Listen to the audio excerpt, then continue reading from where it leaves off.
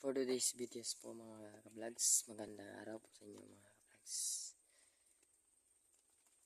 Ang tunay na nagmamahalan po mga ka-vlogs ay hindi yung nag-iinggitan, nag-aaway, nagsisilusan, nananaghili, naninibugo, at hindi yung nagpapaimbabaw, hindi rin gumagawa ng kasamaan, at hindi nagpapanggap lang sa kanyang kapwa.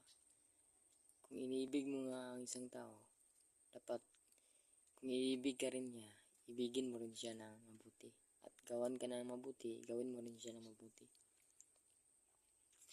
Kasi ang pagmamahal ng tapat sa tao ay pagmamahal din ng tapat sa Diyos yun mga ka-vlogs.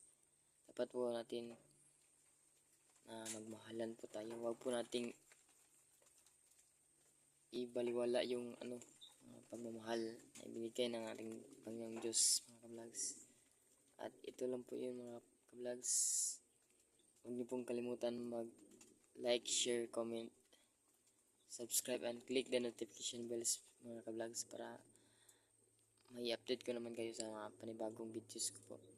Maraming salamat po sa inyo mga ka-vlogs. Thanks to God and to God be the glory.